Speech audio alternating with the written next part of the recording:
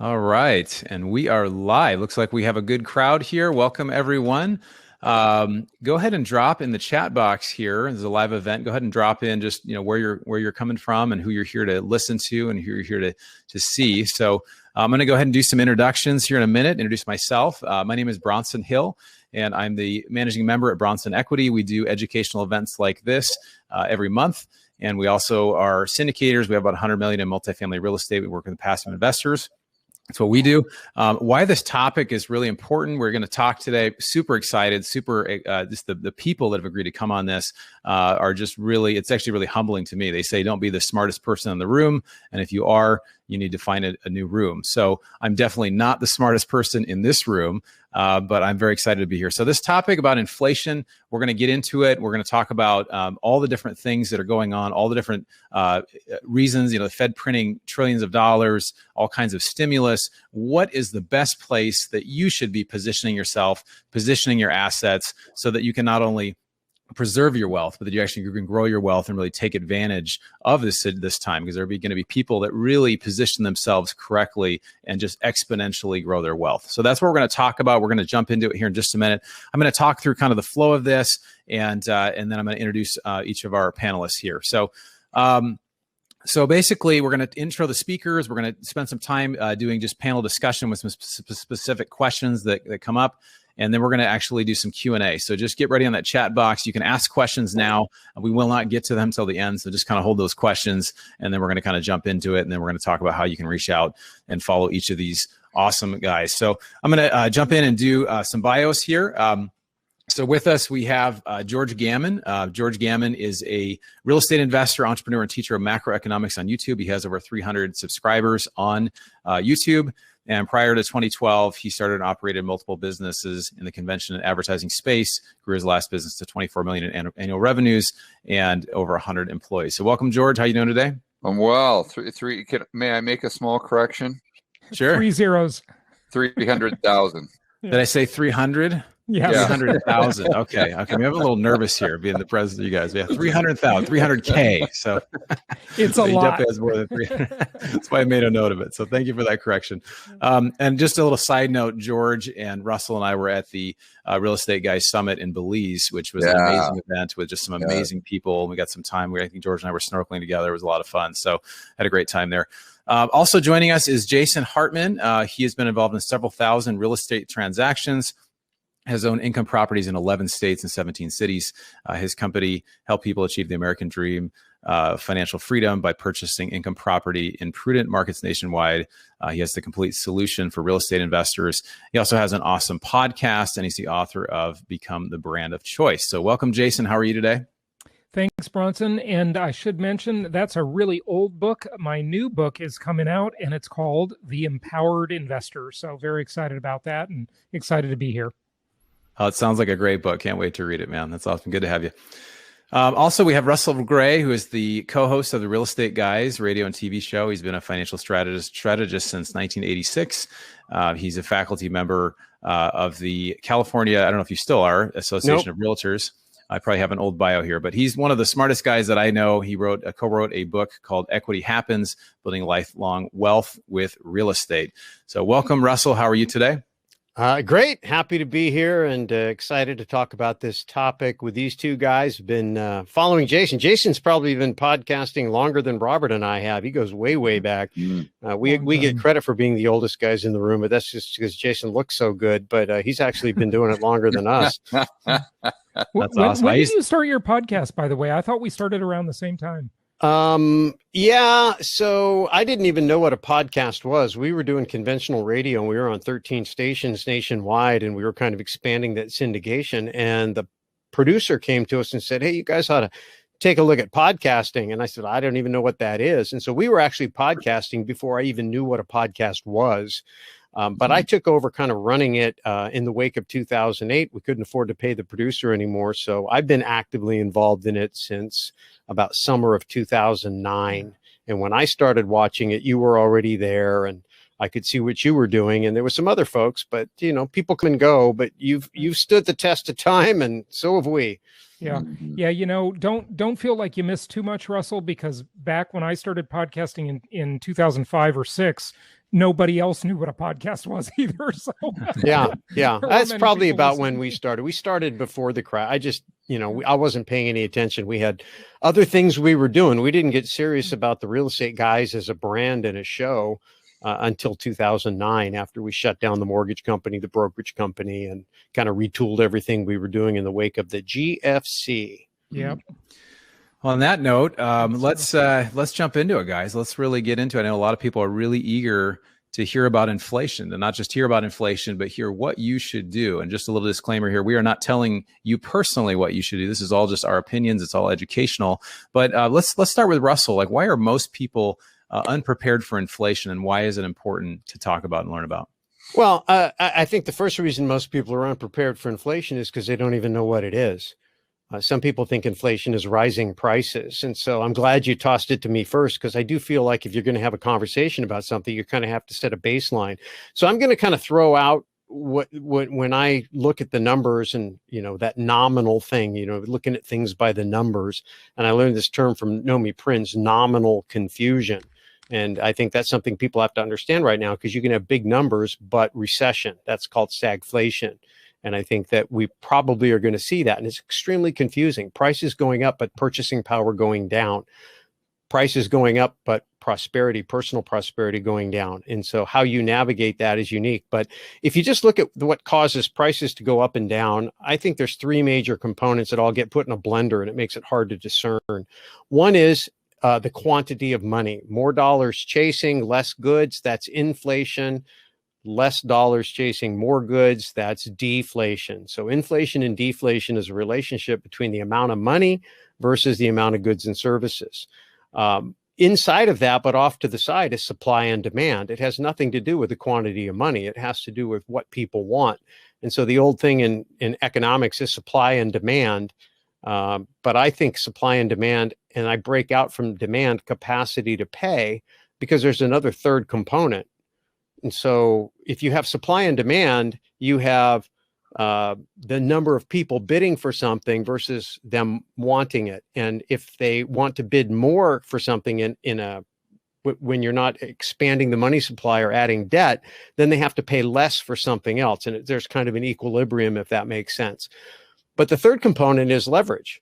And when you bring future dollars into the present, so that you bid up, it's why when they make financing for cars to make a car more affordable, it makes cars more expensive. They add financing to make college more affordable, it makes college more expensive. Why? Because they increase the purchasing power in the present by pulling the money in from the future. 2008 great financial crisis, we saw purchasing power go down, or leverage go down, because the lending collapsed, and real estate is very dependent upon lending.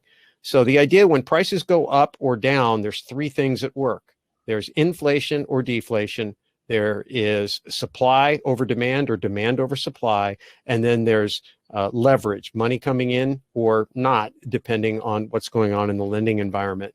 And so I think you just have to kind of understand that. And then when you're looking at price movement, you got to discern what's the primary driver, because sometimes supply and demand, like shortages we're experiencing right now, can be mistaken for inflation or used as cover for inflation.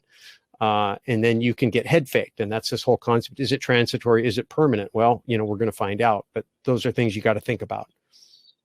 Right. Yeah, it really is a lot for a lot of people to think about, because they don't think about some of those supply and demand things, as well as, how many, goods and services, how much money's being printed, all of that stuff. So that kind of leads us to Jason. So talk to us a little bit about why the government can't be trusted to tell you what inflation is, or just maybe something about the CPI, or you can talk about a little bit more about inflation.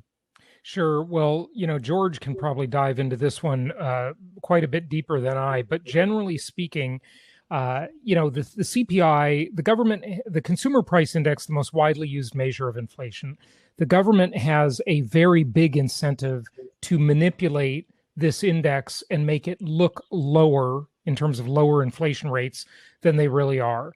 And they do this in three major ways: weighting, substitution, and hedonic indexing. So weighting just means of this basket of goods in the Consumer Price Index, they will weight things with different amounts, right? Like what percentage you spend on housing versus what percentage you spend on food, et cetera, et cetera. So that's weighting. Substitution will be something like this. If the price of beef goes up, they just assume everybody will switch to chicken, but maybe you don't like chicken. Maybe you think chicken's a dirty bird and you'd rather have beef, right? They assume the substitution, which may not really exist in the marketplace. And then hedonic indexing seems kind of logical on its face. And what that means is the word hedonism is pleasure seeking, right? So how much pleasure do we get out of an item? So for example, this phone, I get, I guess, a lot more pleasure out of it than I did from my first phone that was $3,200, 14 pounds. And, I actually literally financed the phone when I bought it, right? So they assume that we as people aren't entitled to progress because they index that in. They assume that the price is lower when it's really not lower just because technology has made it better. But I say, aren't we entitled to progress? What if you hedonically indexed everything from the electric light bulb or the wheel? I mean, everything would be free, right? But it's not free. We still have to pay for things, and we're entitled to the progress. So the government, all of the government entitlement programs are indexed to the CPI. The government's salaries, and the government is far too large a segment of the economy now as an employer. Those salaries are indexed to the CPI. So the government has a huge incentive to mislead the public on inflation. And then the last reason, of course, they do is they just want us to feel better about our lives and our standard of living. They're faking us so that they can stay in power. Yeah, actually, it's interesting. Something that I hear a lot about is the site called Shadow Stats, that if you use the 1980 metrics, we're above 13% inflation right now. And if it's 1990 metrics, because again, it wasn't good enough in 1980, they had to change it again, and it's actually above 8%. But if people really believed that inflation was that high, and of course, we're seeing spikes in construction costs, sometimes 3-4 times, lumber and all these different things. They say, oh, it's temporary or it's transitory. So George Gammon, why don't you talk to us a little bit about transitory? Are we in a transitory inflation, or can you maybe touch base on that and give us your thoughts? Well, the first thing I'd like to mention, just kind of dovetailing on what Jason was saying, is Shadow Stats, or the Chapwood Index. And Shadow Stats really measures today's inflation the same way that it was measured in the 1970s. So people say, okay, I get it. So inflation might be a little bit higher today, but I don't think they really give it enough thought, because let's just assume that the CPI is correct today, and people assume the CPI was correct in the 1970s. Those two things cannot be true.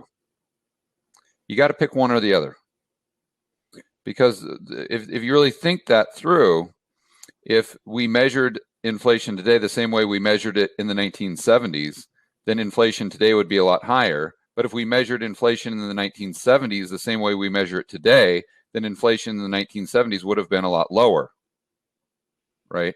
So if you believe that we had significant inflation in the 1970s, then you have to also believe that we have higher inflation today. And if you believe that we do have low inflation today, then you have to believe that the entire decade of the 1970s was fake news, that the inflation was actually a lot lower and people were just imagining it. And, I was very young in the 1970s, but I've talked to Jim Rogers about this extensively as far as, could you see inflation? And he told me, George, absolutely. Every single day you went out, you could see prices rising.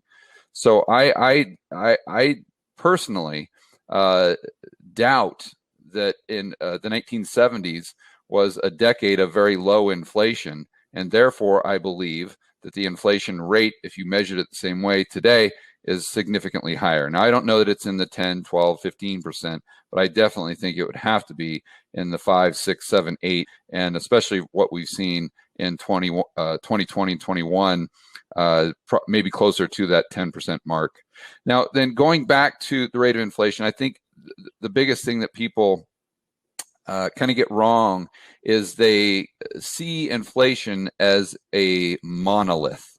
And what I mean by that is it's just this one big block that just goes up or down. So if you have the CPI going up, then all prices are going up. Housing prices are going up. Stock market's going up. And the dollar is most likely going down on the DXY. And I just use that because that's a measurement of the dollar against a basket of other currencies, 57%, which is the euro, right? So people think that this all just happens at once. And if the dollar, if we're having deflation, then that means prices are going down, assets are going down, and then the dollar is actually appreciating in value, going up on the DXY. But if you actually just look at the charts, you see that there's no correlation at all. We can have times when the dollar, or excuse me, CPI, even the way the government measures it now, is going up just at a very steady trend, call it 2 or 3%, while at the same time, the dollar is gaining value against the euro or against another fiat currency, or it's going down. Then we can still see asset prices going up and down and up and down, and that really holds no bearing to what's happening in prices in the real economy, or what's really happening in terms of the dollar versus the euro or the yen or something like that. A good example is the 1970s, going back there, where we had, let's just assume that it wasn't fake news, and we did have a lot of consumer price inflation. From 72 to 74, the stock market went down by 50%. And that's in nominal terms, not in real terms. So the first thing that the average Joe and Jane needs to do is compartmentalize inflation and say compared to what? You know, that's something that Jason always says. When you're saying, okay, well, what is the value of the dollar doing? I can't answer that question. What do you think what do you think the value of the dollar is going to do compared to what? And that is your starting point. Then I think it goes back to what Russ was saying about it's pretty much an equation when you look at the amount of dollars that are circulating, chasing a certain good or service or asset, and with what rate of velocity, right? So there, I think the question really becomes how dollars, or it really boils down to understanding how dollars are created. And this is something that I talked about at the Real Estate Guys Investment Conference there the other day in Belize. And in the past, dollars were created by the commercial banking system. So a constraint there on inflation would have been the bank's ability to find good lending opportunities or good borrowers that would most likely pay them back. And usually they would take those dollars to create productivity, to create more goods and services. But that's going to be a constraint on the commercial banks. You know, they can't just lend to anybody because they have a P&L and they have a balance sheet, right? And if they give out too many loans and they're not being paid back, well, that bank isn't going to be around for very long. So if they're in control of creating more dollars, but what if there's no one to lend to? What if the balance sheets, what if the consumer balance sheet is completely levered up? The corporate balance sheet, all-time highs as far as the debt. You know, at sovereign levels, we have debt at all-time highs. So if you're a bank and you're like, hey, I want to lend, in other words, I want to create more dollars, there's just not that much opportunity. So that brings us to the amount of dollars. And if you look at 2020, the amount of lending, once we got past the PPP loans and whatnot, the amount of lending in the commercial banking system actually went down. It was declining. So if they're in charge of creating dollars, then you've got fewer dollars being created. But for anyone who watches M2 Money Supply, you know that the dollars in the real economy actually went up by 20%, or excuse me, 25%. They increased by 25%. So how does that happen? Because we've moved into this hybrid system where it's not just the commercial banks creating dollars, but it's also the government spending the dollars through all of these stimulus packages. In other words, the deficit spending, where the Fed is creating bank reserves to buy those treasuries from the treasury from Janet Yellen when she auctions them off, and they're not taking dollars out of the system. So when Janet Yellen spends the money back into the economy on net balance, you see the dollars increasing. So my point is we've moved from a system where it's just about the commercial banks lending. That's how you create more dollars chasing goods and services. That's your equation that you can look at with velocity to try to figure out what inflation is doing. But now you also have to consider the government deficit spending and the degree to which the Fed is monetizing the debt. In other words, buying those treasuries with newly created bank reserves. And then the third thing that I think you've got to look at is a central bank digital currency. Because if we move, and I'll try to keep this short, but if we move to a central bank digital currency, basically the Federal Reserve is taking the place of the commercial banks that in our first example, right? The big difference there is they don't have the constraint of the P&L. They don't really have the constraint of the balance sheet. So they can lend to whomever they want, and they can lend to whatever degree they deem appropriate. And if they're lending that much or that little, that means that they have control over the amount of dollars that are circulating, not only in the financial economy, but in the real economy. Because when you look at the difference between base money and broad money, the base money is just the liabilities of the Fed. Those are the dollars, the cash, if you will, of the majority of the banks under their umbrella.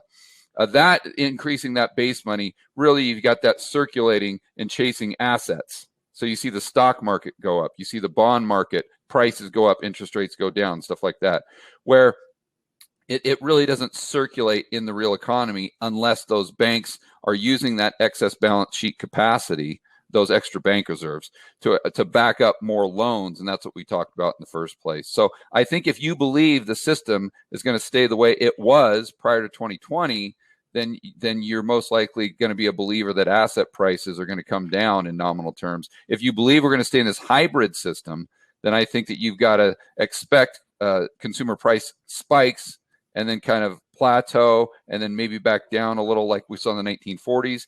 If you think we're going to a central bank digital currency, then I think you must also believe the probabilities are high that we're not only going to see inflation, but it's not going to be transitory. It's going to be something much more consistent and permanent, something like we saw in the 1970s. Well, George, you covered a lot there. So if anybody listening maybe wants to delve into that, if you don't follow George Gammon on YouTube, you should, because he has videos specifically about a lot of those things. And I love how you said 3 things, because usually you get up and you say, like, I got 3 things to cover, and you covered a lot of stuff there. That was really good. So talking about supply and demand and disruptions, stimulus and currency being printed at unprecedented levels, and there's kind of everything is changing substantially.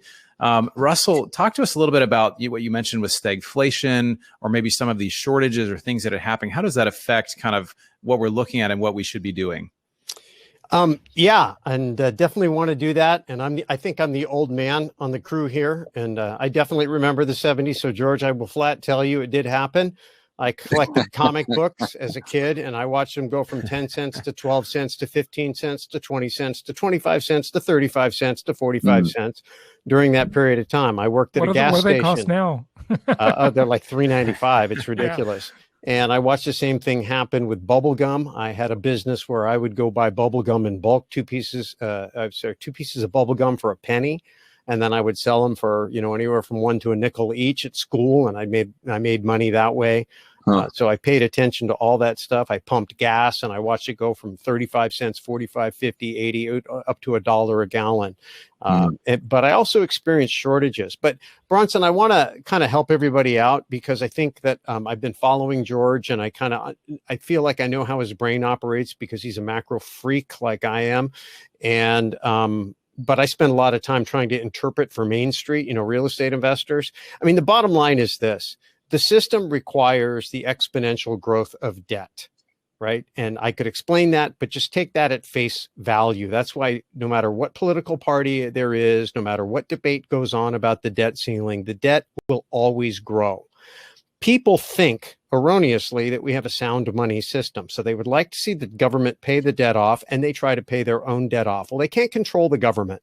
So what they do is they work hard to, pay down their consumer debt and kind of Dave Ramsey their life. And that makes sense in a sound money system. But the problem is that because the system requires debt, if people will not go into debt, which is what the bankers would prefer, then the government's going to do it for you. And the government is going to borrow public debt.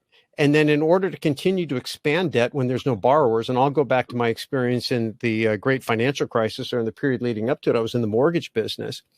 And you go all the way back to Fannie and Freddie when they were created in the 40s or 50s, the GSEs, government-sponsored enterprises. You basically introduced a subsidized competitor into a for-profit system. It wasn't possible for lenders to compete with that because their cost of funds was cheaper. They had implied safety, which became overt safety in 2008. So that pushed the for-profit competitors out to the margin. Same thing in healthcare. When they if they go to a single payer healthcare, or they go to a government option in the healthcare system, it pushes. And we have a doctor who's in our program who quit practicing traditional medicine and went to cosmetic and cash pay type business. It pushed him out of mainstream medicine because he could no longer compete. Right. So these are distortions that happen when they start tweaking. And, George talked about the idea that, hey, do you believe that this system, this hybrid system is going to continue? My vote would be, yeah, it has to. And the government is going to continue to print treasuries because those are the tokens, the chips they need in the financial system to lever up. And then they borrow against those. That's the collateral. And they can't find good collateral in the community, meaning real estate, meaning real borrowers, real businesses. They create collateral out of thin air. And we think of it as government debt, but that's not how Wall Street and the financial system thinks of it. They look at those treasuries as pristine collateral, to quote George from the summit, and they have to continue to add those chips so people can continue to borrow against them so they can continue to expand debt. The reason all of that matters on Main Street is because almost everybody watching this, I promise you, thinks, denominates, earns, pays taxes in. Their whole world revolves around the dollar. One of the most important things you can do in an environment like this is learn to think outside the dollar. And that comes back to what you asked me, Bronson, about the concept of nominal growth. And so just imagine this, and I'm going to try to do the math in my head real quick. Imagine that you're a company and you're manufacturing, 1 million widgets a year, and you're selling those widgets for $100. So now you're $100 million company. Because of inflation, your costs go up, your labor costs go up, all that stuff happens. Now you're selling your widgets for for $12 each, and you're selling $1 million a year. Now you're or whatever the number is, $120 each, right? So now you're a $120 million a year company. But at 120 million, let's say you needed 10,000 employees to do that. Or no, let's say you needed 1,000 employees. You with me? So you're a $100 million company. You're making 1 million widgets at $100, and you need 1,000 people. Okay, got it? That's your baseline. Now you got inflation, so you're at $120 a widget. You're a $120 million company. You still only need 1,000 people because you're not making any more widgets. But you actually end up having to make less widgets because people can't afford them at $12. So now you're only making 900,000 widgets at 120. So you're a $108 million company if you do the math. So you say, gosh, I grew my company by $8 million, but I laid off 10% of my workforce. Right. So I have nominal growth, but I have actual decreased productivity. The world is getting 100,000 less widgets a year. Or 10, they went from making 1 million widgets to 900,000, right? So there's less product in the world, and there's less jobs, and yet the numbers go up. That's nominal confusion. That's nominal growth with real productivity shrinkage. That's what happens when you measure everything in dollars, and that's the only way you think. When you go to an economy that was a manufacturing economy and measured itself by its productivity, and today has become a financialized economy that measures itself by its nominal growth and its consumption, right? Right away, you've got a weak economy, and it's been papered over, not for a year, not for a decade, but for decades. Yeah. And there are economists, financial planners, business people who don't study enough history to understand where we're at. And then they're going to think, oh, well, this is going to be inflation like the 70s, and they're going to jack up interest rates. But they can't, because there's too much debt in the system for the reasons I just mentioned. And if they were to raise interest rates, all those bond price values crash, and they've all been levered up in the system, meaning they've been pledged as collateral. And when you pledge paper asset for collateral against a loan in the financial system, and the collateral value goes down, unlike real estate, you get a margin call. Mm-hmm. And that's what happened in 2008. And now everybody's a seller because they need cash. Everything goes no bid. You get a temporary spike in the dollar because everybody needs the dollar. Right. Right. But at the end, it's just the Titanic tilting up before it sinks, and everybody runs into the dollar, and then everything is going down. And George talked about the DXY. That's comparing the dollar to other currencies. Mm-hmm. But if all currencies jump out of the airplane and they're all in free fall, and one pulls its chute relative to the other ones, it looks like it's going up, but they're all falling. Yeah, right. And so you can't think in terms of dollars and play this game if you really want to understand what's going on in the economy. And that is the single hardest challenge, especially for American investors right now, to think in terms of real assets, real productivity, and be prepared, because we may be denominating our wealth and investing in a different currency in the not too near future. And if you haven't already planned to do that, you're probably going to be on the wrong end of the transition, my friend. Yeah.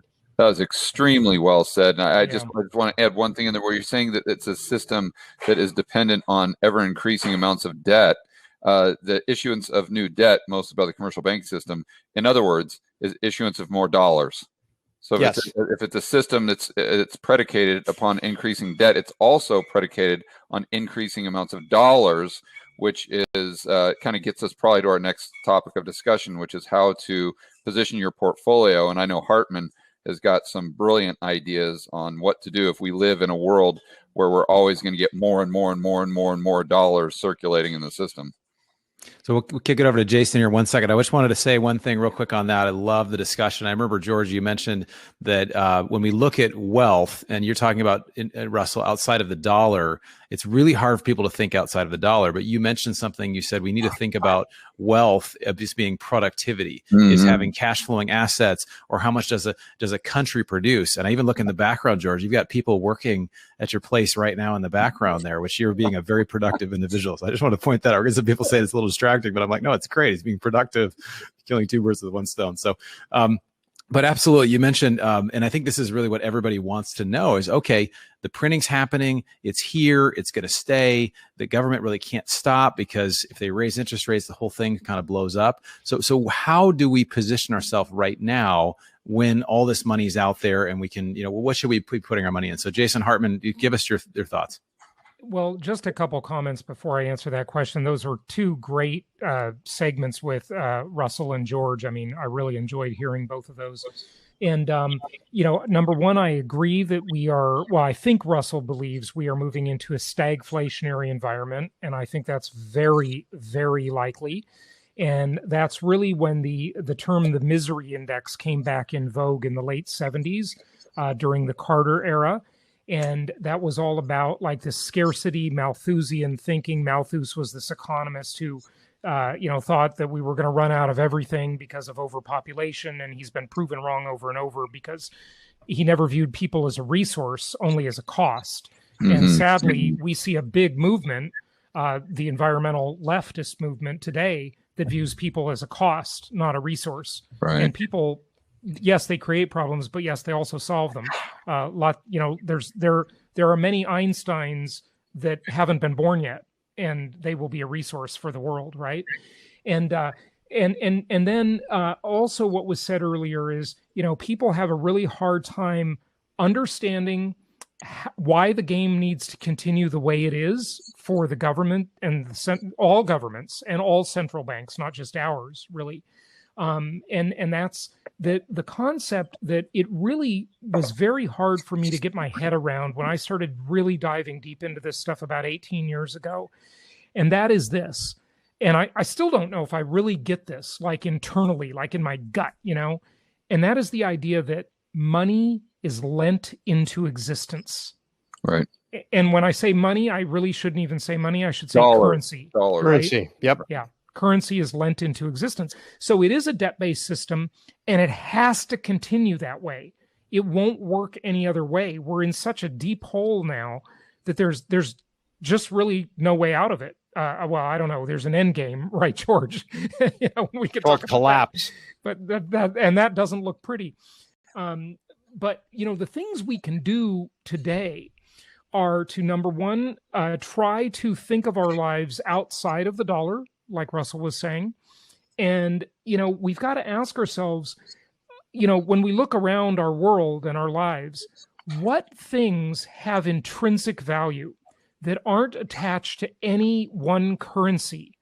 and they're not dependent on any currency. Look, if all currencies crash tomorrow morning, I will still need wood, copper wire, oil, petroleum products, the labor of other people. All these things still matter. They have intrinsic value. They're not indexed to any one currency, right? And so those are the things that are really important, the things that have intrinsic value. And if we look at the global financial crisis, or the Great Recession, as I like to call it, 12, 13 years ago, I always say on my podcast, the day before the Great Recession, if you consider that the day Lehman went under, or the day, the mortgage companies started failing, or WAMU, or whatever, Washington Mutual, I don't know, whatever you consider it to be, right? The day before that, if you looked around in the world, there was a certain amount of real estate, a certain amount of oil, a certain amount of gold, a certain amount of silver, right? And the next day, the world had the same amount of all that stuff. Right. Yet we were in a collapse, right? But the actual things did not change. The only way they change is they get destroyed through war or natural disaster. Otherwise, they're all still there. And they were all still there the day before and the day after, right? And so we need to denominate our lives in things, not fake fiat currencies. One of my listeners sent me a package of this years ago, and these are Zimbabwe dollars. Okay, and this is a 100 trillion Zimbabwe. I have one of dollars. those. Okay. Yeah, Amazing. Yeah, and these things are, you can buy them on Amazon or eBay now. They're demonetized, and there's a high likelihood that some of our higher currencies, like the $100 bill, will become demonetized potentially, or just made worthless through inflation.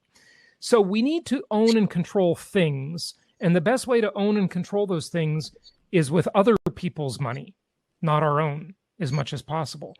And the best asset for that, I say, is income producing real estate, because it has these really special multidimensional characteristics that other assets don't have.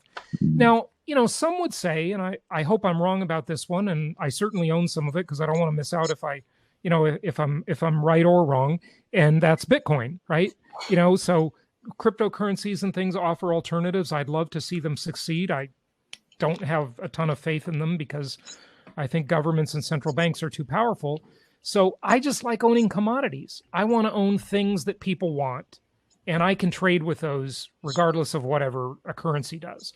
And if I can own those with largely borrowed money that is deflating in value through inflation. In other words, if everybody watching thinks of this, if you borrow $1 million today and you borrow that against 10 or 5 houses, okay, say 5 houses, 200,000 each, $1 million in loans, or say it's $1.2 million in real estate, $1 million in loans, and say those loans are interest only. And you're not paying down any principal, as you move through time, those dollars become less valuable, meaning the value of the mortgage becomes less valuable. So you pay it back. You borrow it in today's dollars, but you pay it back in tomorrow's cheaper dollars. And I call that inflation-induced debt destruction. And it's just a beautiful way to game the system, if you will. Yeah, another way to say that, Jason, is today you're borrowing $1 million worth of purchasing power, and in 10 years or whenever, you're paying it back with $5 of purchasing power, right? Or the rate of inflation. If you think of it in terms of purchasing power instead of dollars, I think it makes it easy for people to get their head around as well. Absolutely. It's not what the dollar is called. That's the name of it, nominal dollars, right? It's still called $20. It was called $20 50 years ago before Nixon took us off the gold standard, right? It's still called $20, but the value of it is substantially lower in real value. Yeah, that's right. Yeah, one thing I also wanted to just plant a seed in everyone's mind is I also think there's a high probability that, especially longer term, 5-10 years, we get stagflation. But I was thinking about that the other day, and I don't know that we get the typical stagflation in the sense that we get high unemployment and we get high inflation. I think we actually might have high inflation, but very, very low unemployment, because MMT is becoming so popular. And a good portion of MMT, or their narrative, is a jobs guarantee program. So I think that the net effect will be the same. We'll get poorer because unemployment rates at 1%, because this jobs guarantee, doesn't mean that we have more goods and services being produced. I would argue, in fact, we have fewer goods and services being produced because of the distortions in the economy, because of the jobs that the government is quote unquote producing. So we're going to be, I think, even in a worse place than we would stagflation, but effectively kind of the same thing, but this weird kind of spin on it, where you've got the inflation, but you also have technically low unemployment because of that MMT. But one thing I wanted to say is we're talking about how to, what strategies to use for your portfolio if we get significant rates of inflation or this stagflation. And this is something that I've really thought a lot about over the last few months. And it's that why do we want our portfolio to go up? Why do we want more purchasing power? And I think what it boils down to is the more purchasing power you have, it doesn't buy you happiness, but it buys you a hell of a lot of freedom. And so if you're someone that values freedom, that's why you want your portfolio and your purchasing power to increase. But it all goes back to that freedom component. So I think when we're discussing, how to position yourself for the future from a standpoint of your financial future, I think you have to start by positioning yourself for your personal future from the standpoint of liberty and freedom. Because we all saw in 2020 that, the four of us sitting on this panel right now probably had significant resources in terms of dollars, or even of assets, even of commodities, even of real estate. But how much freedom did we have? Zero. The government locked us in a cage and wouldn't let us go outside. So I don't want to get off track there, but I think that that's definitely something that people should consider as far as maximizing or maintaining their level of personal freedom in addition to their financial freedom. I think it goes a step maybe deeper in that the essence of wealth is freedom. Right. That's the essence of it. If you look at our Constitution, it was designed to create a free people. What was the number one thing? We had freedom of ideas. We could own our ideas, express our ideas. We had the freedom of movement, the ability to assemble, get together.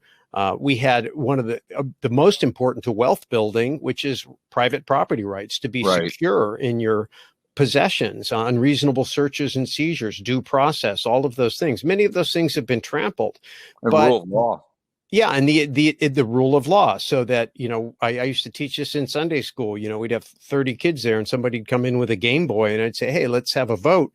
The one kid with the Game Boy, we think that he should share that with everybody, even though it belonged to him. And we would vote, and it was 29-1.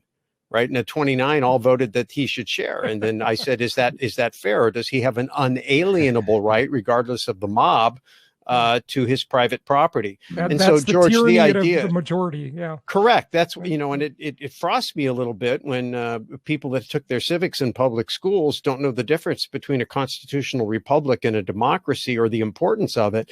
People come into our program to learn how to build wealth, but they don't even understand the nature of wealth, or that the very things they may support in a political sense undermine the very wealth they hope to obtain. It just is amazing to me, but it just shows how far we've gone from really truly understanding what's happening around us. But George's point is well made, because once you have that freedom, the next question is, what do you do with it? I know a lot of wealthy people, and they don't sit around sipping Mai Tais with their toes in the sand in a hammock in Belize, right? I could do that if I wanted to, but I don't. I use my freedom to share and enhance other freedom, to create a free world, a free environment. If we don't take a vested interest in taking our own prosperity, in other words, the oxygen mask drops, right? We're losing freedom, cabin pressure, if you will, in the plane.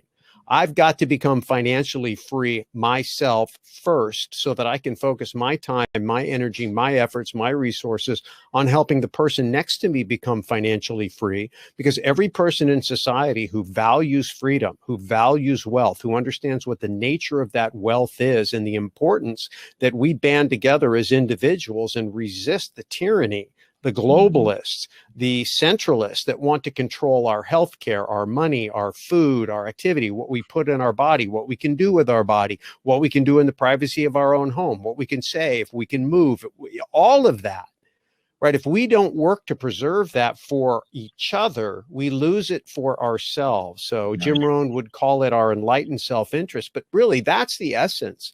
The purpose of financial freedom is not self-indulgent. That's easy. That's very low level prosperity. True prosperity is building a richer world, a more abundant world, and having counterparties to trade with. I like hanging out with wealthy people that are rich in ideas, that are rich in values, that are rich in financial resources. We can trade, we can do projects together. If I was the only rich guy in the world, then it would be a sad world. There wouldn't be anybody to trade with. And of course, I would always be in danger that the mob would come and take what's mine. There's plenty in this world. To Jason's earlier point, communism is where the government supports the people. And that makes the people a dependent, a liability. Capitalism is where the people are free, and they not only support themselves, they create abundance, and the purpose of government is to protect that freedom so they have the ability to create the abundance, and people are an asset. And we have the ability to use our technology to make arguably limited resources go further, do more, and ultimately maybe not even be necessary. Who knows what technology, to Jason's point, how many geniuses are yet to be born that maybe weren't born in China under a one-child policy or a two-child policy.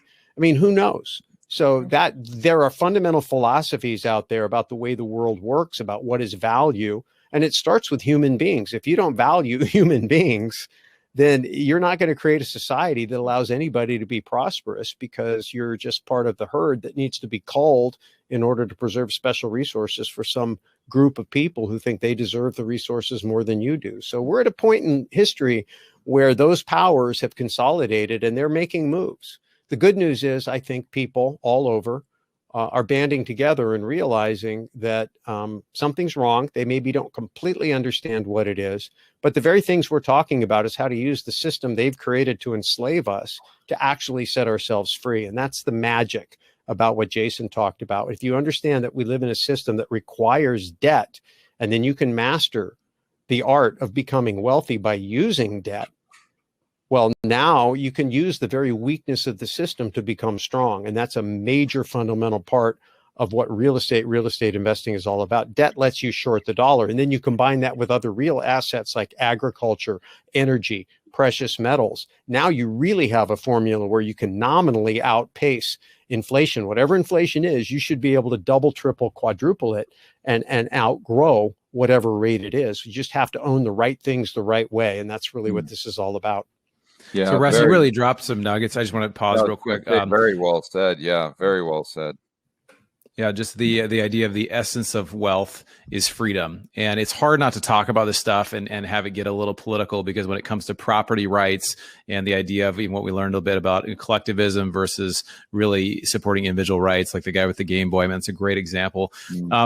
So George, I want to hear a little bit from you. We're going to open up for questions in a minute here, and we're just going to kind of roundtable it. But can you talk real quick about the 80-10-10 strategy that you mentioned? I just thought that was a very practical thing that people, when it comes to allocation, I've talked to, over 1,000 investors. Everybody's like, how do I allocate? How do I put money in deals? Or how do I put this here? Can you maybe talk just based on the 80-10-10?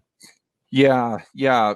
Before I do, though, I really want to say a couple things there on what Russ was saying, which was very, very well said. I just want to point out that whenever I do my videos, I always try to shy away from using the word capitalism by itself, because it's not just capitalism. That doesn't solve the problem. Free market capitalism is what solves the problem. We have to have free markets. And when we're talking about the amount of dollars being printed and what happens when the Jerome Powell and the money printer go burr, we've all seen that that meme, right, over and over and over again. But I want to point out that it's how the Bitcoiners always say Bitcoin solves that or Bitcoin fixes it, but free market capitalism fixes that. And I'll tell you why. Because even if we have a large amount of dollars being created, the solution for consumer price inflation is just to have the amount of goods and services in the real economy increasing at a greater pace than the amount of dollars. You see, it's not the amount of dollars that's being created that's the problem. It's the lack of stuff that's being created. And that goes back to the government restrictions, the controls, the regulations, the high taxes. And that's why I always try to use the term free market capitalism when I'm talking about solutions instead of just the term capitalism. But going back to the 10-80-10, so that's the way I set up my own portfolio. And I do it because I'm an amateur and I'm not that smart of a guy. I like to keep it simple. And the way I look at things, if I just have 10% of my portfolio, and this is aside from your cash position, I want to make that clear, because for everyone, you know, I think their cash position is dependent upon a lot of different variables. But the amount that you have invested, let's say, 10% of that is, for me, insurance. And what I consider insurance is physical gold. And it's not silver. I know a lot of people would debate that, but I just think it's physical gold. Why? Because it's maintained its purchasing power over 5,000 years. And if I had to bet, I would say that it's going to maintain its purchasing power for another 5,000 years. So that's kind of my insurance policy. Also, too, I want to point out that you don't have to have inflation for gold to go up in purchasing power. You could have deflation, and the gold just goes down in value less than all the other stuff that you're trying to buy. And it could be temporary. I won't get into the liquidity issue, but when you have a big stock market crash, a lot of times you'll see gold go down with it, but that's only temporary because people need that liquidity. The only thing they have that other people want to buy is the gold, and so they get rid of it. Anyway, so then the next portion would be the 80%. And how I would define that is an investment. So something that pays you to own it. That's how I define investments. And that goes right back to something that Jason has been saying, and he says it so well, that when you buy an investment, it should work from day one. From day one. So if you're buying a cash flowing rental property, or if you're buying a very cheap dividend paying stock, like back in 2020 March, I just loaded up on a lot of oil producers, and I was buying them at rates where you're getting an 8, 9, 10% dividend, and some even some overseas. So that's something that pays you to own it. But you see, the magic there is not only are you getting paid, so you're never a forced seller, you're never a motivated seller, but it also doesn't have to do anything. Like if I buy Tesla today, and I don't know what it's trading at, but let's just say it's trading at $600 a share or something. And I think that my price target is 2,000. Well, in order for me to quote unquote win on that investment, something has to happen, right? It has to go up in value. You have to have a capital gain. But with a rental property, assuming that you do it right, or a good dividend paying stock, nothing has to happen other than what has happened over the past 10 years. It just has to continue to happen. So if the price goes up or down, what do you care? That's not why you're buying the asset in the first place. So that's why I like to have a majority of my portfolio in investments. In other words, things that pay you to own them. And another reason is because you can leverage that 30-year fixed rate debt that the guys were talking about earlier. But then I also like to have 10% of the portfolio allocated to what I would call speculations. And it's not using that in a negative term. It's just simply something that you see as cheap, and you see that you think that there's good asymmetry, but it might not pay you to own it, such as maybe a junior gold miner, maybe Bitcoin, or maybe back in 2020 I loaded up on uranium. So that was an example of something that I saw as a speculation. I thought it was cheap, and I thought there was good asymmetry. So that's how I like to kind of break up my or break down my portfolio. George keeps the uranium in his closet, by the way, just so you know. I wonder where he keeps the plutonium. I'm thinking of Back to the Future, where they have to in the kitchen. Yeah. That's pretty funny. That was great answer. Thank you, George, for that. I'm going to toss this one to Jason, and if you guys have questions, go ahead and drop them in the chat box. We're going to take a few questions here. So this is from Susan. It says, we are Canadians who own 7 single family homes in Oklahoma City, mortgage free. would you recommend holding part or moving these investments to a different part of the country, considering the Great Reset agenda? So it's interesting they own them mortgage free. Jason, do you want to kind of comment on maybe just some thoughts on that situation? Yeah, Oklahoma City is a good market. We've done some business there, not that much. It is a little bit dependent on oil market, so it's more influenced by that than some other markets. But the concern I have is twofold.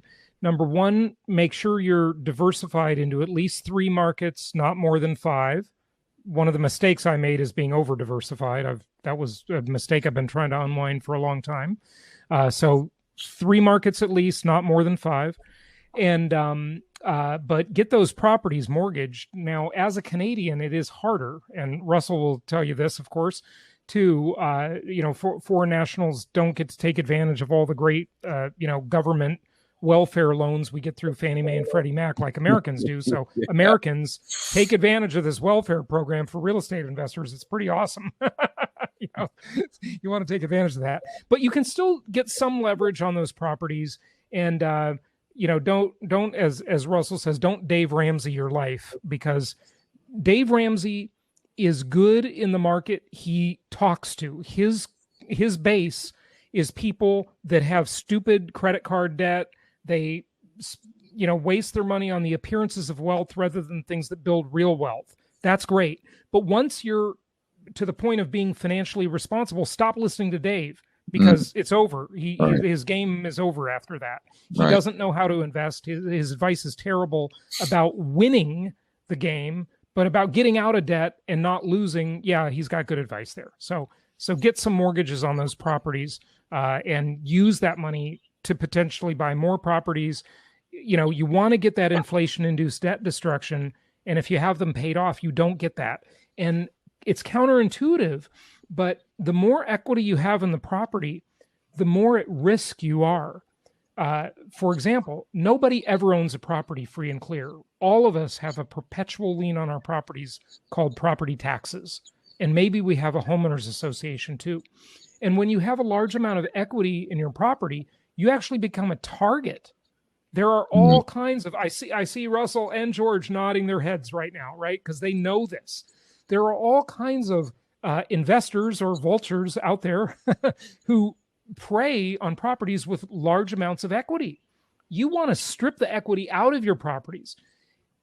Real estate is a great investment, but it's not a great bank.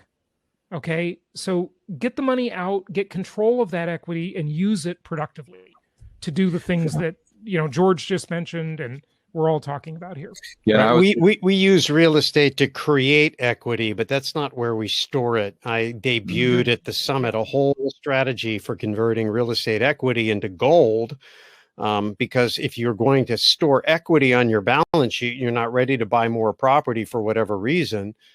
Gold is a great place to store that equity, because if you do have a currency collapse, it's like home base. You can pivot into any currency, and you'll have purchasing power from that regard and a fair amount of liquidity. And depending on how you choose to hold it, you can mitigate some of the tax and the friction of the transaction. So, we don't have to get into that now, but I agree 10,000% that leaving equity in real estate once it's there does many bad things and not very many good things. So just on a risk versus reward. I think it's super important to point out. Refi till you die. Yeah, but I think it's super important to point out, though, as long as you got positive cash flow after you do that refi, you never ever want to say, "Oh, well, Jason told me to take out a 30-year fixed rate mortgage on my house, so I'm going to do it." But then you got a negative carry, right? Even if you got a renter in there, you don't want a negative carry. Let me just quickly address that, because financial strategy is kind of my wheelhouse, and it's really, really simple. It's a concept called arbitrage. We all know what it means. Basically, you're trading in a similar instrument and making money on the spread. So if you take out a 30-year fixed mortgage, say at 4%, you pull a bunch of equity out, call it 200 grand, and you take 100,000 of it and you buy a first position note on a property that you wouldn't mind owning with 20 or 30 or 40% protective equity, meaning they've made a down payment, and you're earning 8%, and that paper is out there. Those investments are out there. Now you have 100% of the income you need from half the cash out proceeds to cover the note. Now you're cash flow neutral, and you have $100,000 of cash out proceeds with no payment attached to it. It's not taxable because it's cash out proceeds. You could purchase some gold with it. You could purchase some Bitcoin with it. You could use it to make a down payment on another property and not have to use the cash flow from the new property to float that. I'm a big believer in using private notes as a way, or note pools, high yielding, backed by great collateral, as a way to arbitrage the cheap debt, because the money is so cheap and yet those income opportunities are out there. I can show you how you can refinance property, like a property that you're making a payment on, like you live in, and you're making the payment out of your house payment. And as the property appreciates, you keep refinancing it and investing those proceeds in high yield debt. And pretty soon your equity is paying off your own mortgage and you have no house payment. Right. So there's a lot of things you can do once you understand that basic concept of arbitrage. Borrow low and invest high, and you don't have the landlord, you don't have the capital risk. The only risk you have is default, right? If they default, but if they default, it's not like a bond where if they default, you're screwed. If they default, you're going to take back the property. You can sell the property. You're going to get it at a discount because they had a down payment. You could rent the property. You could sell the property on an owner carryback and originate a new note with a new down payment. And then when you do the real yield on that, it's really, really high. Or you could rent it out. I mean, you could do and take the tax break. So you have lots of exit strategies when you're on the note side. A lot of real estate investors only look at being on the equity, the ownership side, and they don't look on being on the lending side. But there's big opportunities in that. Yeah, so we're getting a lot of questions here. We're just going to kind of go through some of this. And again, we're not going to get through all of this. And there's a lot of things here that I know for some of you, this is a bit advanced, but everybody here has YouTube channels that you can go to, or you can search these terms and go and look at it. Also, we have decided to send this out as a replay. So some of you may have been wondering that we are going to send it out as well. We are having an event next month. It's the 28th. I'm just going to put it in the chat box. It's going to be talking. Oh, what? Did you mute yourself there? Yeah. Bronson, I think you just muted. We just lost your audio, buddy. I think I did. I think I hit the wrong button there. So there we go. Okay, I'm back. 10 seconds. The last 10 seconds. So we're having an event next month on the 28th. I don't hear Bronson. You can't hear me? I hear you. You hear me? Okay. We're having an event basically about investing in precious metals and some of this precious equity strategy with Russell and a couple other awesome guys. So the link is in the chat there. But let's talk real quick, getting into people asking questions about, should I own gold and ETFs, or should I buy REITs or other things? Can somebody here talk about counterparty risk and just do a quick summary of counterparty risk and why physical, George, you said physical gold, like why not equivalents? Like what is the reason you actually should own physical? Well, I'll punt on the REITs to Jason and Russ, but as far as the gold, let's look at the GLD. That's probably the most famous way to play paper gold, let's say. What happens is you got to look at the custodian. The way these things work is you give $1 to the fund, and then they go out and let's say they buy gold with it and they store it at a specific bank. And then what they do is they hire what they call a custodian to really manage that process and to be in charge of the gold and the auditing and all these things. And so if you buy the GLD, first of all, it's not redeemable unless you own a very large amount of it. But you can't just say, okay, I've got $100,000 worth of GLD. Now I want my $100,000 worth of gold. It doesn't work that way. Also, you've got to look at the custodian for the gold that the GLD holds. And the custodian is HSBC Bank. So I don't know if many of your listeners or followers know the history of HSBC and like Deutsche Bank, but they haven't been the most, let's say, sturdy balance sheets. They've done some things in the past that are quite nefarious. So I would not want my counterparty risk to be HSBC when I'm buying something exclusively for insurance. Now, I understand that most people, or a lot of people, can't carry around with them all of their physical gold, although I think that would be ideal. But then I would look at a fund or a gold trust, such as my good friend Rick Rule's trust. It's Sprott, and I believe the ticker is PH. was it PHYS, I think? Yeah, Fizz, And, PHYS for gold, yeah. and PSLV for silver. Right. So number one reason is because I know Rick and I trust him. I've got an immense amount of trust and respect for Rick Rule, although he's retired. But that's the type of fund where, okay, who's your custodian? The custodian there is just the Canadian Mint. So I would much rather have that counterparty and Rick Rule as a counterparty than HSBC, right? And also that's a fund where you can actually redeem what you have as far as your paper for physical gold on delivery. So if you got to do the paper, I'd far prefer it in that form. But ideally, I would just I'd want the physical delivered to my house and bury it in my backyard as much as you're comfortable of holding. So you might get some people in your backyard here, George. You never know. Well, right now I'm in a high-rise condo, so good luck with that. You're not going to be able to find it. I'll be able to find it. Awesome. Well, guys, this has been amazing. We're kind of getting a little short on time. I feel like we could just talk for hours on this. And again, if you're listening or watching and you just want to learn more on this, each of these individuals here, again, I just have a tremendous amount of respect for each of them for what they add to this conversation. It really is, we're all kind of in this together. George kind of said, hey, I'm an amateur trying to figure out this. George, if you're an amateur, I don't know what I am. So I appreciate what you've brought, Jason, Russell. Let's just maybe each of you can go over just any closing comments and then how people can connect with you, or if you have any event or something you want to invite people to. And we'll start with Russell. Yeah, there's obviously a lot to learn, and I would encourage you to attend as many of these and in as many places as you can, and get around smart people. We just came from 8-9 days, whatever it was, with a bunch of really smart people.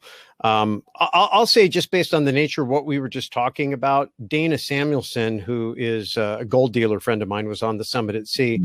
He and I did a 15-part video series on YouTube about precious metals. And so if you're interested in really understanding that, I think it's pretty good. And we focused on silver, but you can get access to that by sending an email to silverseries@realestateguysradio.com, silverseries@realestateguysradio.com. That'll put you on our list. We'll send you our newsletter. We'll let you know we put out a new podcast, but it'll also send you the information to watch that series. And then when we release the precious equity series, which we're going to be talking about in July, you'll get information on that as well. So I think that's probably a good thing for this group to follow up with. I just dropped that in the chat there, Silver Series at realestateguysradio.com. So you can check that out. Let's go to Jason. Any closing comments on how people can connect with you and next steps there? Yeah, first of all, I just wanted to say thank you, Bronson, for hosting, and thanks to our panel. It's always great to talk with Russell and George, and I just love brainstorming about this stuff. It's a lot of fun. We are in pretty historic times, I think. So I think it's a time when you better be paying attention. This is definitely not the era, and it hasn't been so in decades, where you can depend on the government except to devalue the currency you own and devalue your savings and your stocks and your bonds and your everything. So be really careful and be really aware, politically aware of what's going on in the world, and do things that ensure your freedom, both financially and otherwise. Have good logical amount of simply prepping and preparedness, not crazy overboard stuff, just a rational amount of stuff that you can do for $300 to $500. It's not a big deal. If everybody did that, the world would be a much more responsible, better place. I'm, of course, on YouTube, Jason Hartman, and I have a podcast called The Creating Wealth Show. And I have a free mini book for anybody watching or attending this at pandemicinvesting.com. That's pandemicinvesting.com. What we did last year is we adopted some of the strategies I've been teaching a long time for the pandemic, because they're a little bit different and they changed with that. So that's at pandemicinvesting.com. And I guess the last thing I want to say is, when I spoke at George hosted a fantastic event just about a week and a half ago called Rebel Capitalist Live, and I was honored to speak there. And I talked about this new index that I've created, which is based on my compared to what idea, and it's called the HCI, the Hartman Comparison Index. And what it does and I hope it'll be, widely recognized and adopted over time, is it compares the value of real estate with the value of a whole bunch of other commodities. And I think this is really the way we have to look at things, is we have to compare them to other things that we need and use in our lives. And so you'll see more of that and learn more about that on my podcast and YouTube channel. And if you get the pandemicinvesting.com book, you'll be on our list. So we look forward to learning with all of you and assisting everybody in their journey. And thanks again for having me. Absolutely. Great to have you, Jason. Thanks for joining. George, let's bring it home here. Let's talk about how people can connect with you. Any sort of thoughts you have on our conversation here and what people should do. Well, I think it's a fantastic conversation, and the three of you are really incredible. My hat's off to you for spreading the message of truth and free market capitalism, and that's the way that we're going to get off the road to serfdom, which I think we're on right now. Where if the four of us and others like us don't put forth an extreme effort, it's going to take us right to totalitarianism, like Hayek pointed out. But I am an optimist, and I believe that we can get off as long as we stick together and really just spread the message of free market capitalism, like I said earlier. As far as what I'd like to plug, I'm going to go a little different direction and plug something that's not even my own product, because I believe in it so much, and I think that everyone should take time out of their schedule to check it out. And this is from a good buddy of mine named Chris Cole. And Chris Cole runs a fund called Artemis Capital and Artemis Capital Management. And he is a specialist in something that's called long volatility. So he wrote a paper called The Allegory of the Hawk and Serpent, where he goes over something called his dragon portfolio, which is a way to set up a 100-year portfolio. He said, if you're going to set up a portfolio today and not touch it for 100 years, what would you want in that portfolio? So he went back and he did back testing, like 97 years or so, with all of these different types of strategies, like buy the dip, as an example. You hear that all the time. Or this 60-40 stock bond split, or risk parity when you're using a little bit of leverage, which is what most people would hear when they go down to their financial planner. They'd say, oh, just do this 60-40 stock bond split just based on your age. And they just show you charts going back to 1981 where conveniently interest rates have gone down the whole time. And they say, well, this is what you should do. But what he actually shows, that if you would have invested in these popular strategies that are talked about a lot, and they're talked about by Dave Ramsey as an example, and he kind of promotes them, if you will. But if you would have done this back in the 1920s to like say 1920 to 1940, 1940 to 1960, 1960 to 1980, he picks out these time frames. In most of the very popular strategies today that you would get from a financial planner, you would have gone bust 3 times. 3 times. So my point is, it's only in the last 40 years that we've had this down cycle in interest rates that those popular strategies have worked. And I think that probably the majority of the people that are listening to this right now would fall into that category through their 401k or their IRA. And this is the type of investing they do, thinking that this is the safe way to go about it. But I would encourage you to go to Chris's website and check out the Allegory of the Hawk and Serpent and look at that back testing. Because once you do, you will realize how much risk you're actually taking by doing what all your friends are doing and what all the financial planners are trying to push you towards. And so that I'd start there. And once you get done with that, then you can go ahead and check out my YouTube channel. It's just George Gammon, just my name. Awesome, guys. And I wanted to mention one thing too. Jason, George, and Ken McElroy have an awesome mastermind they're doing, an in-person mastermind that just sounds amazing. It's brand new. So if you want to spend time in person with those guys and just do some really fun, amazing stuff and learn from them. There's a way you can do it. It's called The Collective. Yes, I love it. I saw those t-shirts in Belize. So I should be wearing the shirt.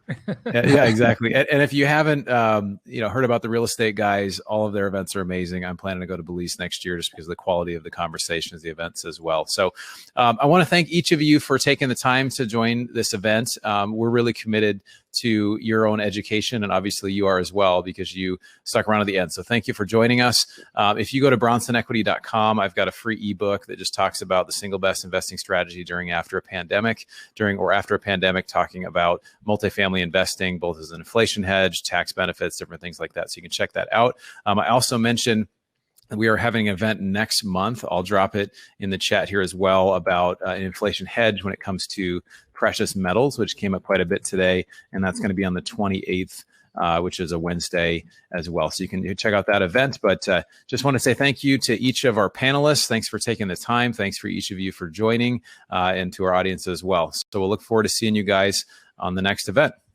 Yeah. Thanks, everyone. Thanks, everybody. Thanks, guys.